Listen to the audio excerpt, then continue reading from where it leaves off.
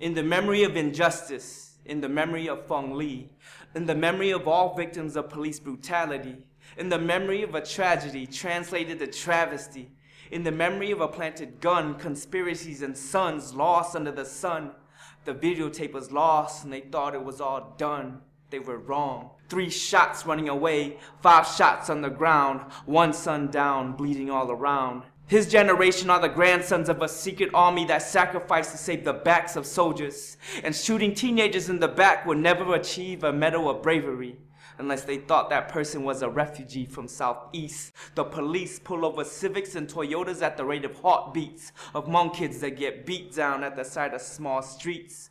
But Fong Li was on a bike unarmed before his life was stolen and broken with bullet holes. As the spokes of his bicycle spun in circles, we have spoken up to break the cycle of the circus. This case makes me believe that these cops perceive us as less than human beings and worthless. In the memory of injustice, in the memory of Fong Li, in the memory of all victims of police brutality, in the memory of a tragedy translated to travesty, in the memory of a planted gun, conspiracies and sons lost under the sun. The videotape was lost and they thought it was all done. They were wrong. We will never get that messed up shootout in Minneapolis when cops raided the wrong house by mistake and put those little Hmong kids' lives at stake. And still got a medal from the station for being brave?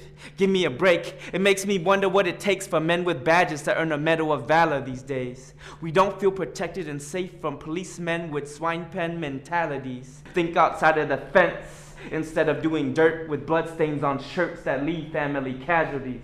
But you know what's really corrupt? When the police chief cooperates to cover it all up. We scream for justice with enough evidence to force the whole force to give it up.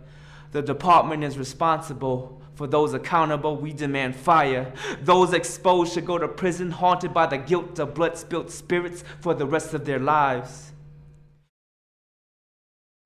In the memory of injustice, in the memory of Fong Li, in the memory of all victims of police brutality, in the memory of a tragedy translated to travesty, in the memory of a planted gun, conspiracies and sons lost under the sun.